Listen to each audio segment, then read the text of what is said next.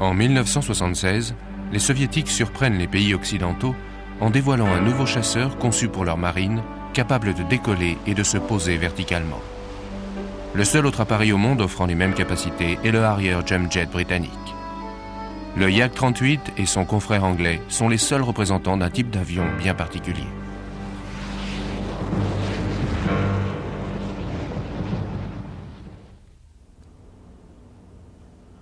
En 1954, les journaux anglais font découvrir au public une étrange machine qui ressemble à un liquage volant. Il s'agit du premier prototype d'une longue lignée d'avions à décollage vertical. Dans l'organigramme Rolls-Royce, un certain Alan Griffiths occupait le poste de chef des services de recherche. Il avait réussi à convaincre les pontes de Derby et aussi du ministère de la Défense de soutenir un projet de recherche sur le décollage vertical, le contrôle par réaction et le contrôle aérodynamique en faisant construire une sorte de portique surnommé le banc d'essai de gestion de la poussée, mais qu'en fait tout le monde appelait, et c'est resté à jamais, le liquage volant. Le terme banc d'essai de gestion de la poussée a sans doute été utilisé par le bureau d'études pour semer la confusion au sein des services comptables qui approuvent ou refusent les budgets. Toujours est-il que l'étrange assemblage squelettique de moteurs et de tubes métalliques sort des usines Rolls-Royce en 1953. Malgré les apparences, le liquage volant est une machine relativement simple. Une structure métallique pourvue de 2 moteurs Rolls-Royce Néné montés dos à dos. Les gaz d'éjection d'un des moteurs sont déviés à 90 degrés juste sous le centre de gravité. Ceux de l'autre moteur sont divisés et dirigés vers 2 tubes de chaque côté du centre de gravité. Cette configuration garantit qu'en cas de panne de l'un des moteurs, le liquage descendra à la verticale. Le pilote est assis sur l'appareil comme sur un cheval.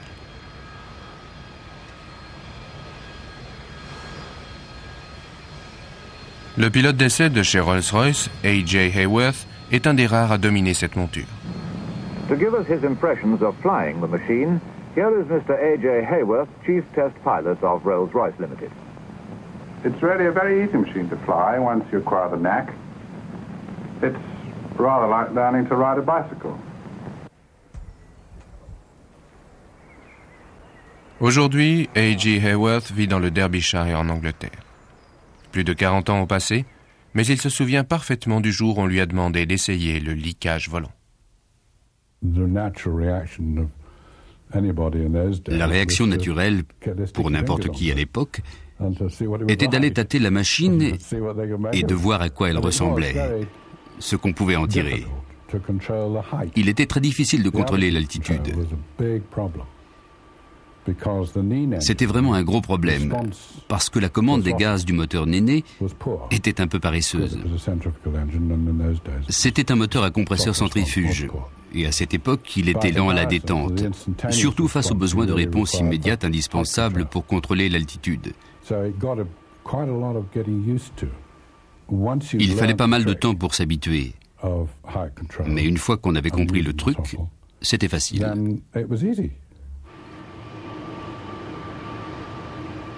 Le temps de réponse s'améliore à mesure que le carburant est consommé et que l'appareil s'allège. L'assemblage complet pèse environ 3 tonnes à vide et 3 tonnes 750 avec son pilote et 10 minutes de carburant. À l'époque des premiers vols du liquage, l'hélicoptère arrive à maturité. Pour les pilotes d'essai comme A.J. Hayworth, le vol sustenté est une expérience toute nouvelle.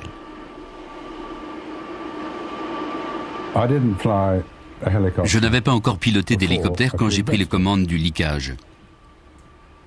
Je ne savais pas s'il y avait une grande différence. Tout ce que je peux dire, c'est que quand je me suis mis à l'hélicoptère, ça a été plus difficile que d'apprendre à contrôler le liquage. Après 3 heures de vol, le liquage est transporté au centre d'essai en vol de Farnborough pour quelques modifications. La nouvelle version est très instable en roulis et finit par provoquer un accident mortel. Pourtant, malgré ce drame, le programme d'essai en vol révolutionnaire est un succès. Et pour les pilotes, c'est une machine qu'on n'oublie pas.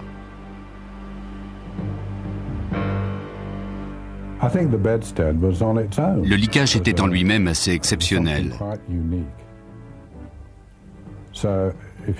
Comparé à d'autres avions, c'était une expérience très différente. Il était unique en son genre et n'avait pas d'équivalent au monde. C'est un privilège d'avoir participé à ce programme. Pendant que le Lycage continue ses essais dans le Derbyshire, le docteur Alan Griffiths met au point un moteur spécial destiné tout particulièrement à la sustentation. Le ministère de l'équipement britannique lance alors un appel d'offres pour l'étude d'un avion muni de ce moteur et capable de voler verticalement.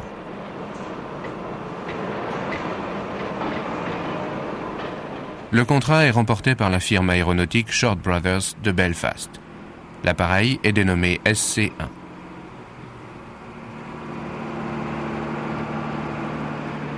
Le SC-1 a été le premier avion de recherche décollant verticalement à plat, et non pas le nez en l'air, en mettant en application le principe des moteurs séparés pour la sustentation et le vol horizontal. En théorie, les premiers pouvaient être coupés quand la portance des ailes devenait suffisante, et les seconds ne contribuaient pas à la sustentation.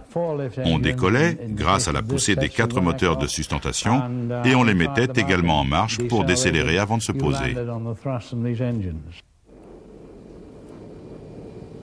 2 SC-1 sont construits. Le premier est uniquement équipé de son moteur de propulsion. Les ingénieurs du bureau d'études veulent d'abord faire voler le SC-1 normalement avant de se lancer dans les vols verticaux. Début 1957, le premier prototype est envoyé au centre d'essai en vol de Boscombe Down dans le sud de l'Angleterre. Le 2 avril, le pilote d'essai Tom Brooke-Smith s'installe dans l'habitacle du SC-1 pour la première fois. Il vient de terminer une formation rapide sur hélicoptère et a aussi piloté le Lycage.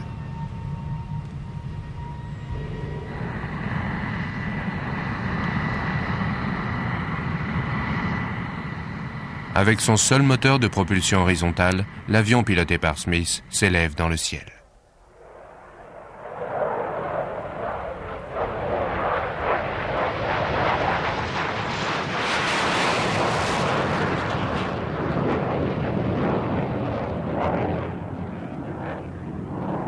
Ce premier vol conventionnel se passe sans encombre.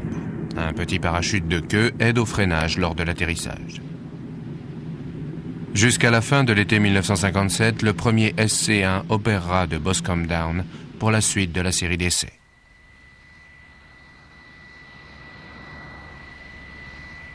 Pendant ce temps, à Belfast, le second SC-1 reçoit ses 4 moteurs de sustentation. Les essais de rodage de ceux-ci sont effectués sur une grande plateforme surélevée. Elle est constituée d'une grille ouverte, conçue pour empêcher la recirculation des gaz d'éjection brûlants dans les moteurs. Un grillage métallique est monté devant l'entrée d'air pour empêcher l'ingestion de débris. Les 4 moteurs de sustentation RB108 fournissent une poussée verticale globale de 4 tonnes 3. À pleine charge, l'avion pèse tout juste un peu plus de 4 tonnes. Mathématiquement, les concepteurs du SC-1 savent donc que l'appareil peut voler en sustentation. Mais restera-t-il stable? Le 23 mai 1958, le SC-1 effectue son premier vol sustenté retenu par des filins. L'avion se comporte sainement et pendant les 5 mois suivants, les pilotes d'essai travaillent à perfectionner la difficile maîtrise du vol stationnaire.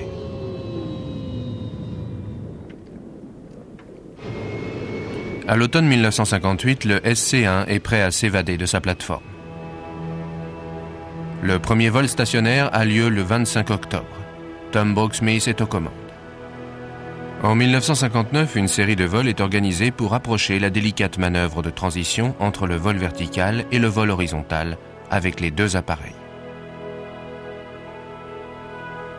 Le premier SC-1, qui n'a toujours que son seul moteur de propulsion, est testé en vol horizontal à des vitesses de plus en plus lentes, tandis que le second est essayé à des vitesses de plus en plus élevées.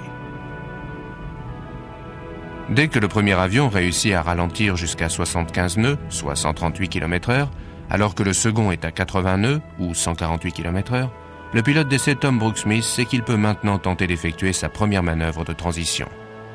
Elle a lieu le 6 avril 1960.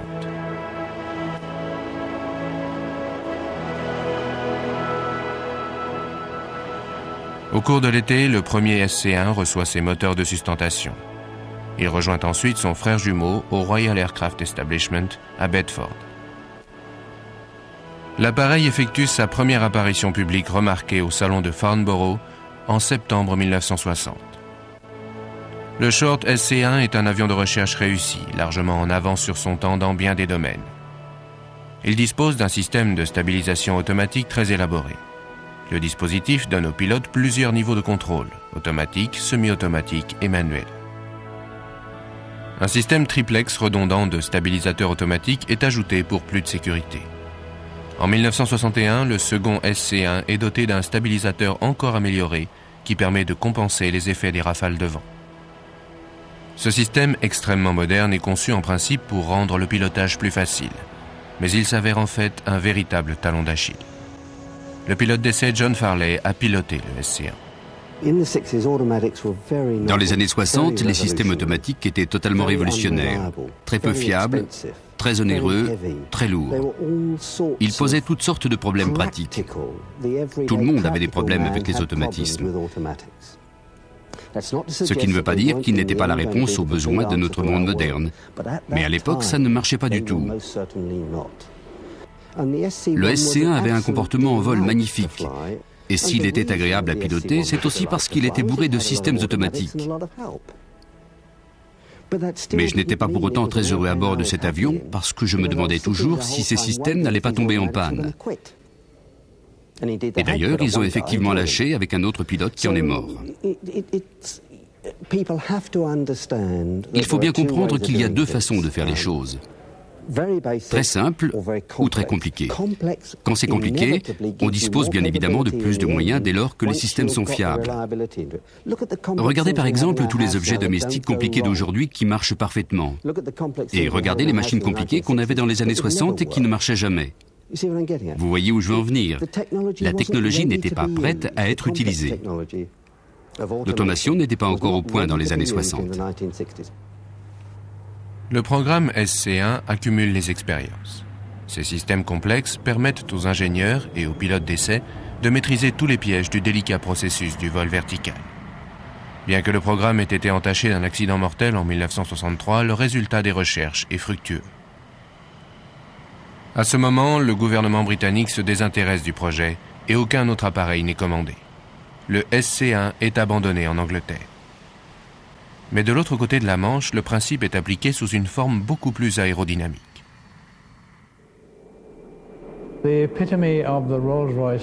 La plus aboutie des applications du moteur Rolls-Royce de sustentation a vu le jour en France avec le Mirage 3V de Dassault, un avion à voilure Delta,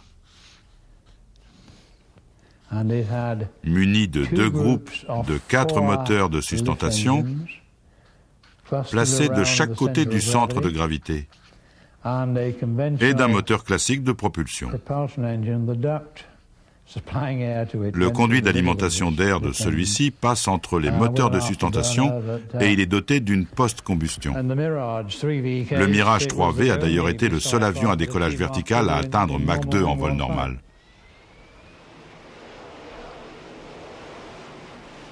Le programme Mirage 3V est lancé pour répondre à une demande de l'OTAN qui recherche un chasseur supersonique à décollage vertical. Avant d'entamer la fabrication de l'appareil, Dassault construit un prototype surnommé Balzac. Sa cellule est un des prototypes du Mirage modifié pour recevoir 8 moteurs de sustentation dans le fuselage. Mais 8 moteurs supplémentaires, c'est aussi 8 chances de plus de tomber en panne. Chez Dassault, on est conscient du problème. Le Mirage 3V disposait d'un système de contrôle à réaction par air prélevé. Donc, si un des moteurs de sustentation tombait en panne en vol stationnaire, on pouvait tout juste se sortir, avec la masse à l'atterrissage, du déséquilibre causé par un moteur qui ne poussait pas grâce à l'autre moteur à l'opposé du centre de gravité. Mais à pleine charge, au décollage, on ne pouvait pas rétablir l'équilibre. Si un des moteurs externes s'arrêtait, il fallait réduire les gaz sur ces moteurs. D'ailleurs, les moteurs de sustentation du Balzac et du Mirage avait une poussée augmentée de 7%. Donc, si le pilote avait une panne de moteur de sustentation, il pouvait attraper la manette des gaz collectifs et donner un peu plus de puissance et un peu plus d'air au système de contrôle à réaction pour rétablir l'équilibre de l'appareil.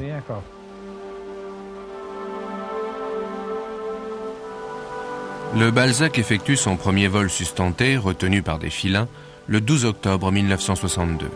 Seulement 6 jours plus tard, il se lance dans son premier vol sustenté libre.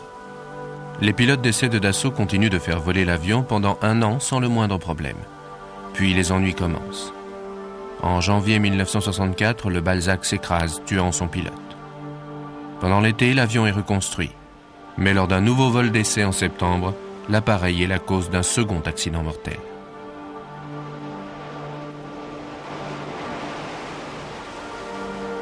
Malgré tout, le programme du Mirage 3V se poursuit.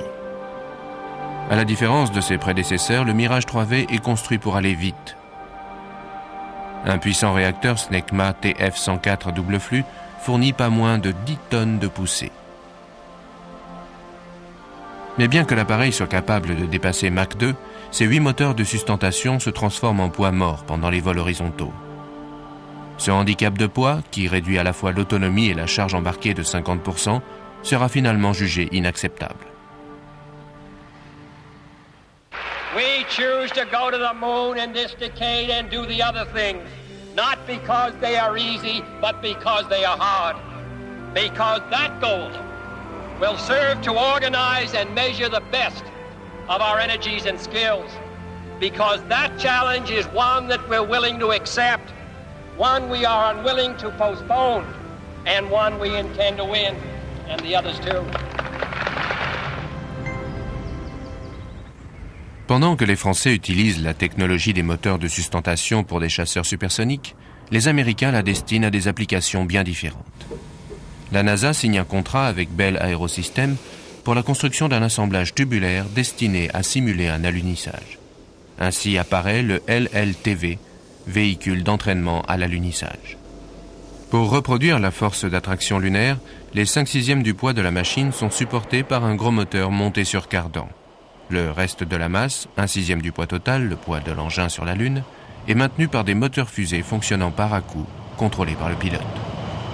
D'autres moteurs fusées sont utilisés pour contrôler la profondeur, la direction et le roulis. Comme toutes les machines de recherche, le LLTV connaît quelques problèmes. Heureusement, il est équipé d'un siège éjectable efficace.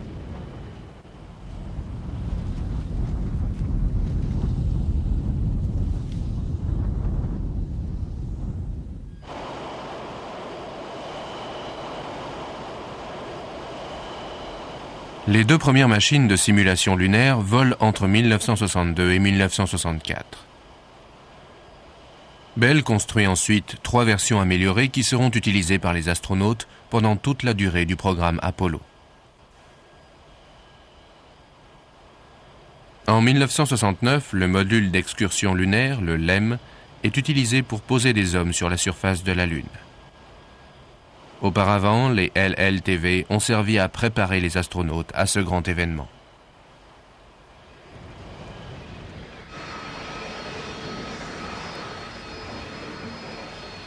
Le LLTV de la NASA n'est cependant pas un véritable avion car il n'est pas aérodynamique. Au même moment, une structure expérimentale un peu similaire est essayée en Allemagne. Elle doit servir à la mise au point d'un chasseur à décollage et atterrissage vertical conçu autour de la technologie D-188 mise au point par Bell en 1959. Il avait un fuselage effilé, très élégant, avec une voilure dotée de 2 nacelles aux extrémités, chacune pourvue de 2 moteurs. Et sur le second modèle, ces moteurs étaient équipés de post-combustion.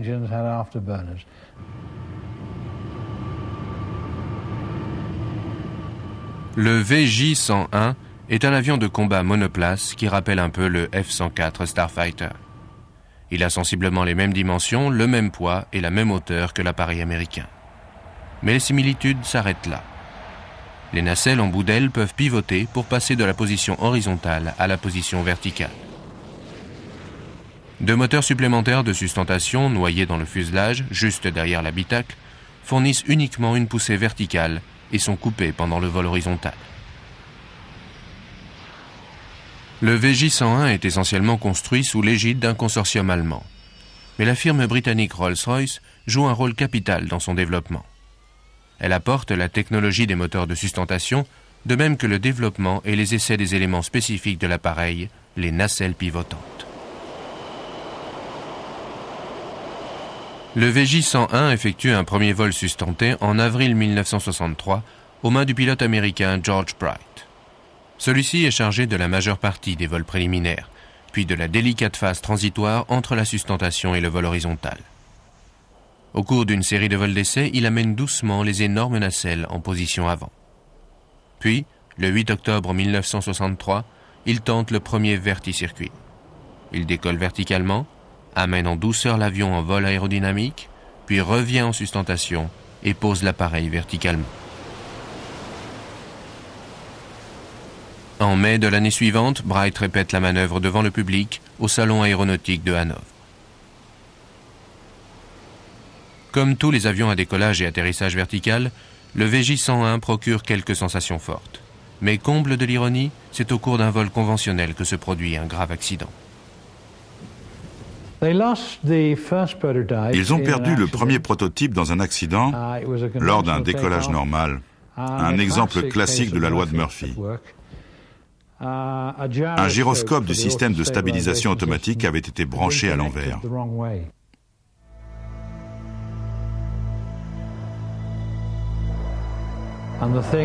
Dès que l'avion a décollé, il s'est mis en roulis. Le pilote a attendu 2 tonneaux complets pour s'éjecter de l'appareil qui, bien sûr, était perdu.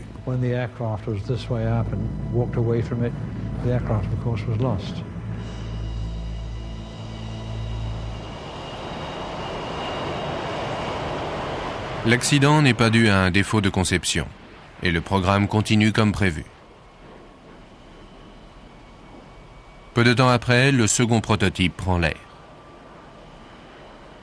Il est beaucoup plus rapide que son frère jumeau, un gain de vitesse obtenu grâce à l'adjonction de la post-combustion sur les 4 réacteurs Rolls-Royce RB145 montés au bout des ailes.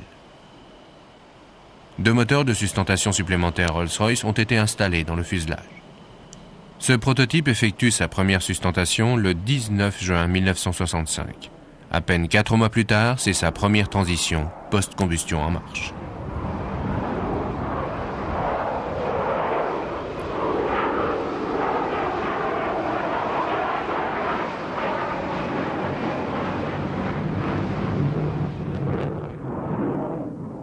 Dès qu'il atteint une vitesse horizontale suffisante, les 2 moteurs de sustentation du fuselage sont coupés. Ces réacteurs inanimés sont maintenant un poids mort, mais avec les 4 moteurs des nacelles d'aile, l'avion dispose encore des 2/3 de sa puissance moteur pour les manœuvres et le vol à grande vitesse. Cette configuration permet à l'avion d'embarquer une charge de 2,5 tonnes.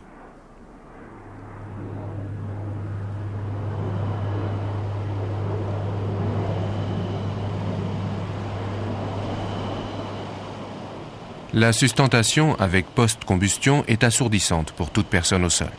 De plus, en approche, l'énorme souffle de ces 4 moteurs endommage souvent la surface d'atterrissage. Mais le programme VJ-101 est un véritable succès. Le bureau d'études a atteint son but, la construction d'un chasseur à décollage et atterrissage vertical supersonique. Le consortium allemand qui a construit le VJ-101 participe également à plusieurs autres projets, y compris à une autre version de l'avion comportant 5 moteurs de sustentation. Cette trop grande dispersion qui vient s'ajouter au scepticisme général concernant la technologie V-STOL va définitivement sceller le sort du VJ-101. La Luftwaffe, qui soutenait le développement du programme, s'est retirée et a laissé Messerschmitt-Bölkow-Blohm avec leur appareil de recherche. Le gouvernement fédéral a continué de le financer pendant 1 an ou 2, puis a coupé les fonds. Aux États-Unis, la firme Lockheed Aircraft expérimente un procédé plus complexe de sustentation verticale. Au lieu d'utiliser la poussée des réacteurs directement, les ingénieurs de Lockheed utilisent ce qu'on appelle la poussée induite. Le procédé qu'ils avaient mis au point était un système de circulation d'air sous forme d'une petite boîte sur laquelle reposait le fuselage de l'avion.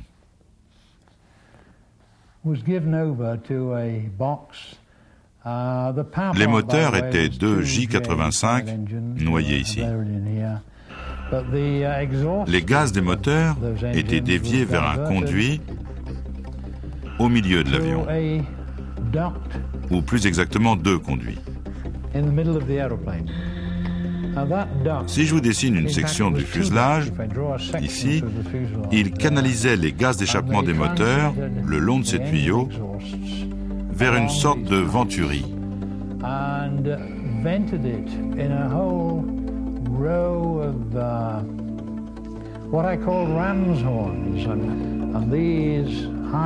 Les flux des moteurs étaient supposés, et ça marchait, induire une aspiration de l'air dans les venturis et ainsi augmenter la poussée en donnant plus de puissance verticale qu'il n'en sortait des moteurs. Contrairement à ce qu'on peut penser, c'est efficace. Et c'est un phénomène bien connu de l'aérodynamique des réacteurs. C'est pour ça qu'en s'éjectant dans l'atmosphère, le volume des gaz d'échappement d'un réacteur augmente, parce que le bord du flux aspire l'air environnant, donc celui-ci est entraîné et ralenti à mesure qu'il sort de la tuyère.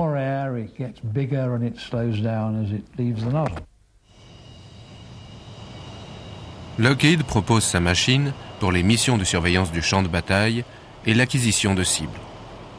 L'US Army signe un contrat avec la firme pour la construction de 2 appareils. Le programme reçoit la désignation militaire XV-4A, mais la machine est surtout connue sous le nom de Hummingbird, l'oiseau-mouche.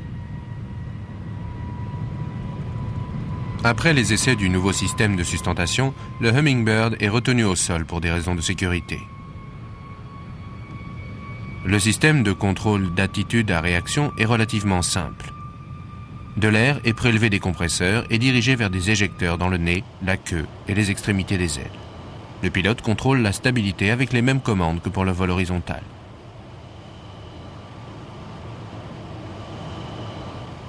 Les ingénieurs de chez Lockheed cherchent d'abord à maîtriser le système de contrôle à réaction, puis libèrent enfin le Hummingbird. Mais par précaution, ils attachent une boule de plomb de 150 kg sous l'avion pour lui éviter de trop s'éloigner du sol. Enfin, l'avion est libéré de son boulet et de ses chaînes pour voler librement en sustentation. Pour réussir l'examen final, le pilote d'essai doit effectuer un vol en sustentation en suivant un grand X rouge peint sur la piste. Le Hummingbird effectue son vol en sustentation avec le nez pointé vers le haut. Les éjecteurs de poussée du fuselage sont orientés à 13 degrés vers l'arrière. Afin de passer en vol aérodynamique, c'est-à-dire soutenu par la portance des ailes, le pilote baisse le nez de 10 degrés vers le sol. Les éjecteurs sont maintenant pointés à 20 degrés vers l'arrière, ce qui provoque une accélération vers l'avant de l'avion.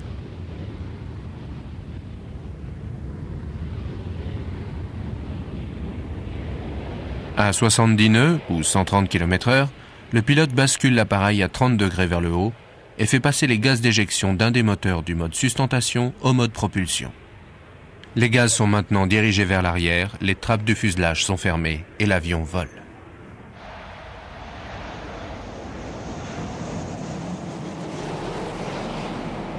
Le premier vol conventionnel a lieu le 7 juillet 1962. Puis, un problème surgit au cours d'une approche d'atterrissage au centre d'essai en vol de Lockheed. Au moment de se poser, le pilote est incapable de contrôler l'appareil en roulis. Il réussit tant bien que mal à l'empêcher de capoter et se pose comme il peut aux dépens des trains d'atterrissage. Les décélérations en vue d'une transition sont effectuées à une altitude de sécurité. La redistribution de la poussée d'un des moteurs crée un problème de symétrie et l'avion s'incline de 5 degrés vers la droite. Deux Hummingbirds sont construits. Ils sont présentés ensemble devant les pompes de l'US Army à Fort Benning, en Géorgie. Les officiers de l'armée de terre sont impressionnés par l'appareil qui leur semble idéal pour les opérations aériennes près du champ de bataille. Mais en 1964, le programme subit quelques revers. Pour un pilote, la transition entre sustentation et vol normal est une tâche délicate. Et bien que celle-ci s'effectue sans problème sous le soleil radieux de Géorgie, aucun pilote n'aimerait entreprendre une manœuvre aussi délicate au-dessus d'un champ de bataille ou par mauvais temps. Il devient également clair que le système complexe de poussée induite ne répond pas à tous les espoirs qu'on avait mis en lui.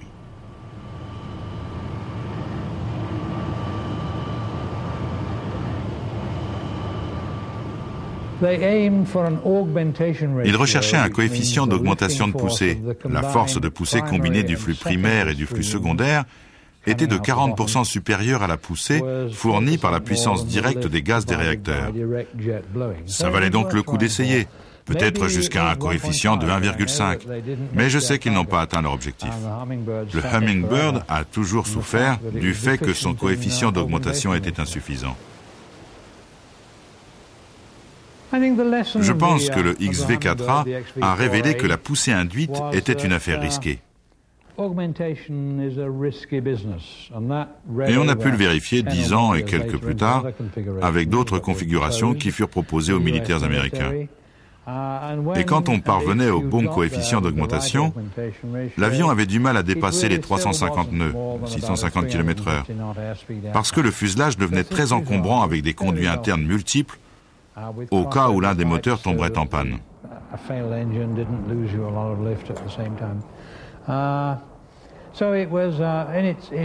Ces machines ont certes largement contribué à la recherche, mais elles n'avaient pas beaucoup d'avenir comme avions militaires opérationnels. En 1964, les réacteurs de sustentation sont beaucoup plus légers et beaucoup plus puissants que 4 ans auparavant. Grâce à ces progrès, le programme Hummingbird peut repartir sur de nouvelles bases. Lockheed Georgia a demandé l'aide de l'Air Force et l'Air Force les a appuyés, mais pour un avion à moteur de sustentation. Et en fait, ils ont pris un des 2 prototypes, celui qui restait. Ils en avaient perdu un dans un accident. Et à la place de l'énorme place réservée à la chambre de mélange au milieu de l'appareil, ils ont installé 4 réacteurs J85 de sustentation. Ils ont aussi utilisé des J85 comme moteur de propulsion, avec une boîte de dérivation entre le moteur et la tuyère d'éjection. En fait, l'avion était une version un peu plus grosse du Short SC1. Le XV4B sort des ateliers le 4 juin 1968. Il est baptisé Hummingbird 2.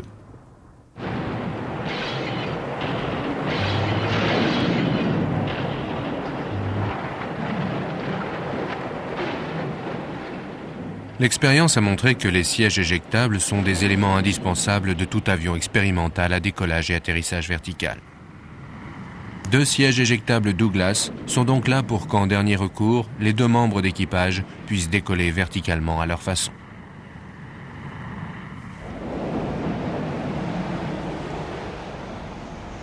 En pleine guerre du Vietnam, le budget de l'armée de l'air américaine est limité et un seul des 2 Hummingbird prévus est construit.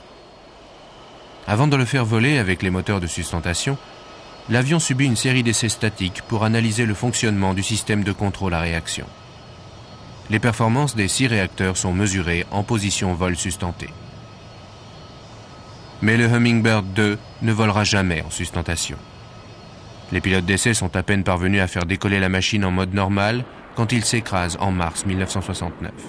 Aucun des programmes Lockheed n'a jamais eu assez de temps ni de financement pour résoudre les problèmes, et chaque tentative de vol vertical a été une occasion de frôler le danger de près. L'aventure des Hummingbird est on ne peut mieux résumée par la phrase d'un de ses pilotes d'essai. « Je suis reconnaissant d'avoir vécu une telle expérience et heureux d'y avoir survécu. »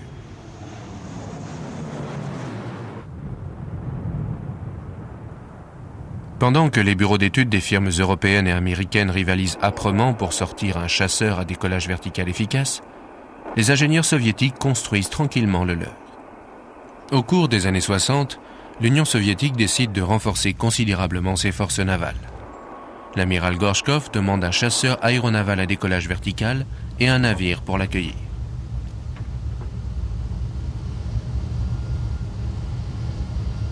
Les stratèges occidentaux s'inquiètent de la montée en puissance de la marine soviétique.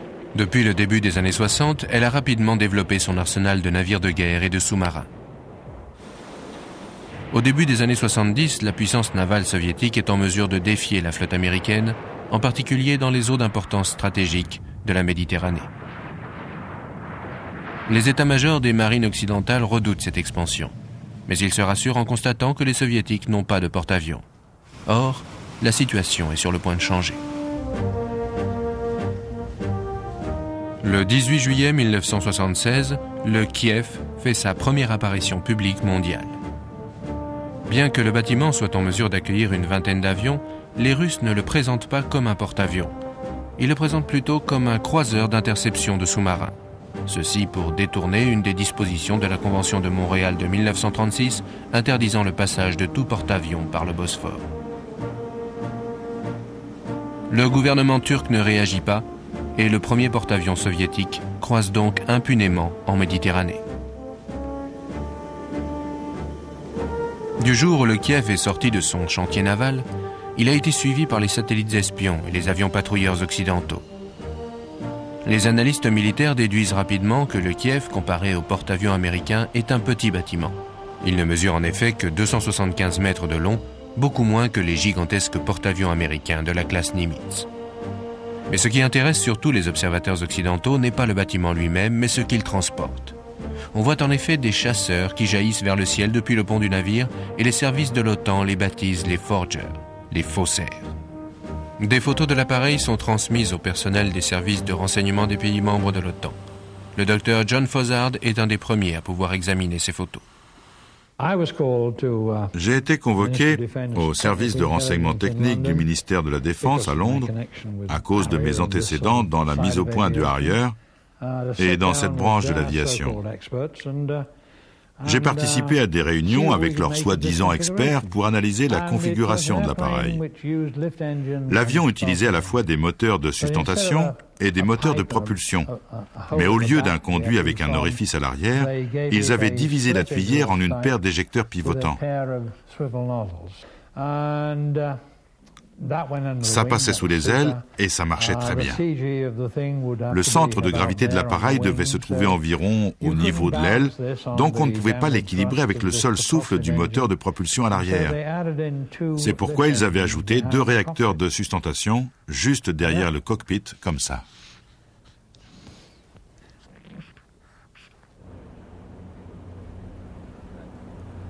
Le programme Yak-38 a en fait démarré en 1967. Le comité central soviétique et le conseil des ministres émettent alors une fiche de programme pour un chasseur Vostol destiné à la marine. Au début, le bureau d'études Yakovlev veut construire un avion proche du Harrier Jump Jet britannique. Mais n'ayant pas de moteur adéquat, le bureau d'études décide de se rabattre sur une machine utilisant les technologies disponibles.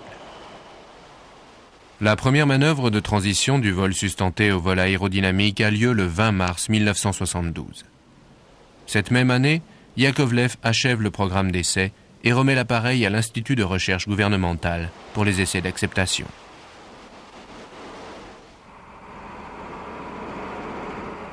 Pendant cette phase, plusieurs modifications sont demandées. Le train d'atterrissage est élargi et l'habitacle agrandi pour améliorer la visibilité du pilote. Les entrées d'air reçoivent des trappes supplémentaires, comme celle du Harrier. Ces ouvertures permettent de réduire l'effet d'aspiration des entrées d'air en laissant un plus large passage pour alimenter le réacteur à basse vitesse. Avant d'être embarqué sur le Kiev, le Forger termine ses essais de vol sustenté sur une plateforme mobile pour hélicoptères. Le Yak-38 est conçu pour embarquer plusieurs types d'armements qui vont de la roquette non guidée au missile RR Atoll. C'est précisément ces armements que redoutent les experts militaires occidentaux.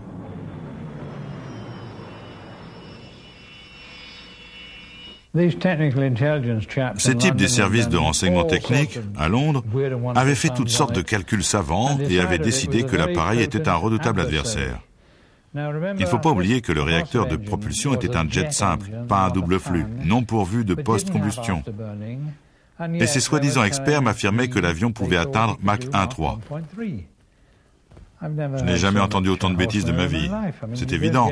On ne peut pas être supersonique sans post-combustion avec un avion normal. Alors avec celui-là, on a dit aussi qu'il pouvait faire des décollages courts et je n'y ai pas cru. Ça crève les yeux. On se rend tout de suite compte qu'il n'y a aucune possibilité de décollage court avec ça. C'est vrai, imaginez que vous êtes assis dans votre Forger, à l'arrière du pont d'un bâtiment russe.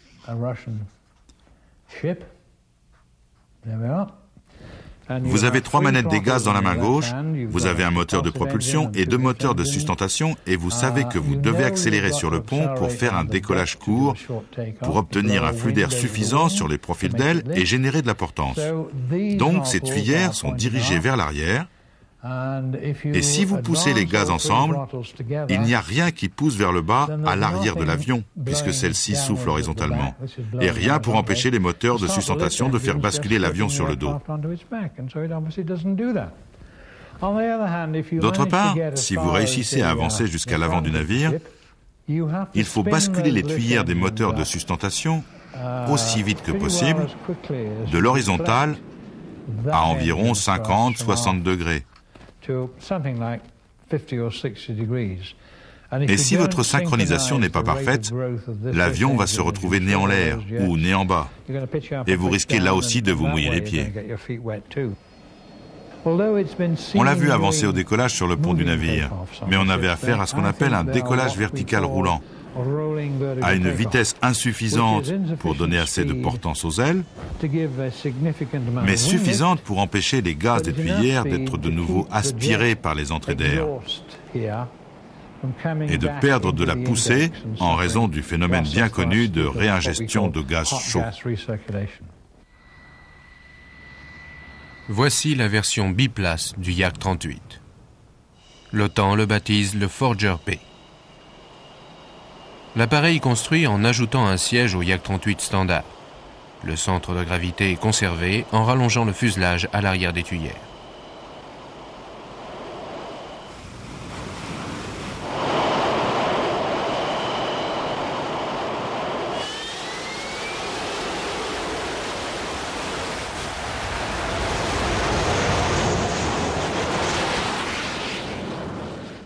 Depuis que le Forger est entré en service, on a pu le voir opérer à partir de navires dotés de plateformes d'hélicoptères. Il effectue alors des missions d'escorte limitées loin du porte-avions. Le rôle de l'appareil est d'intercepter les patrouilles ennemies et les avions patrouilleurs de lutte anti-sous-marine qui s'approcheraient un peu trop de la flotte soviétique. L'avion peut aussi servir de relais de guidage pour les missiles anti-navires soviétiques.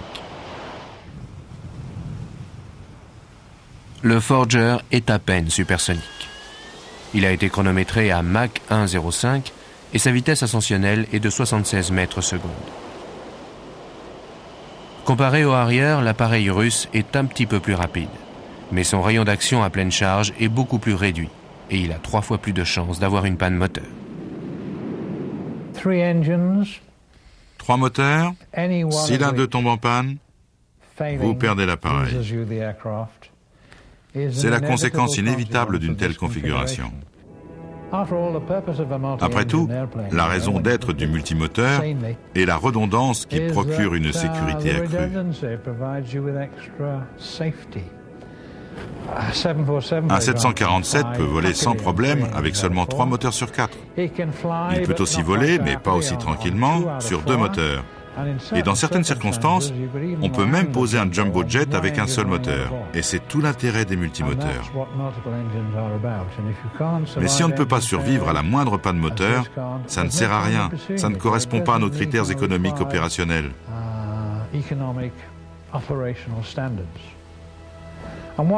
Et pour finir de vous convaincre, on sait maintenant que l'avion est muni d'un système d'éjection automatique. Qu'il détecte un roulis ou une accélération du roulis, le pauvre russe dans le cockpit n'a pas le choix. Si l'appareil bascule du nez brutalement, comme ça se passerait si un des 3 moteurs était défectueux, il est éjecté de l'avion malgré lui.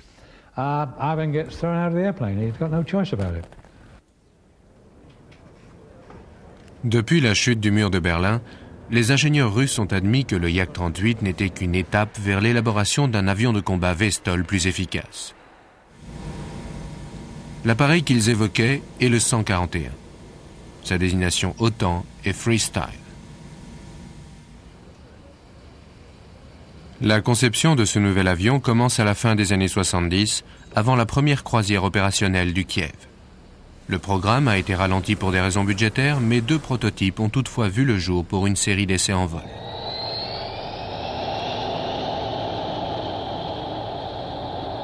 Au cours de l'hiver 1989, le premier est transporté au centre d'essais en vol de Zhukovsky pour des tests statiques.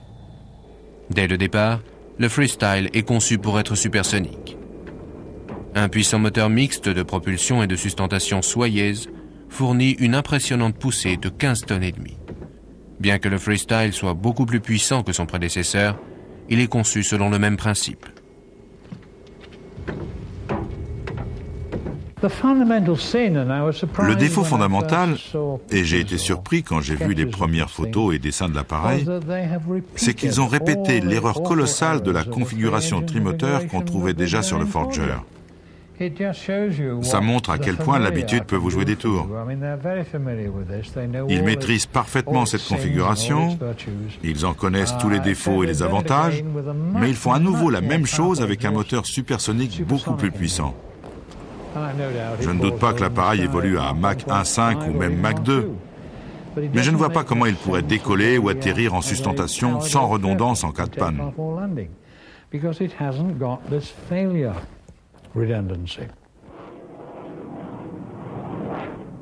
Malgré sa configuration à 3 moteurs, le nouvel avion russe est très prometteur.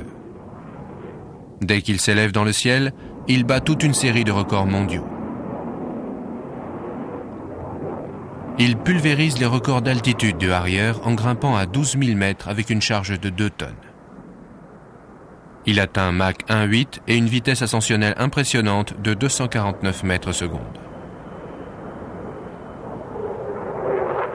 Mais la prouesse la plus impressionnante du 141 est sans conteste sa capacité à grimper à plus de 12 km en mode purement vertical. Pourtant, le Freestyle a quelques ennuis en 1991. Un des 2 prototypes s'écrase et ni le gouvernement ni le bureau d'études Yakovlev ne trouvent assez d'argent pour poursuivre le programme. Au cours de sa brève mais brillante carrière, le Yak-141 a fait sensation dans le monde de l'aviation.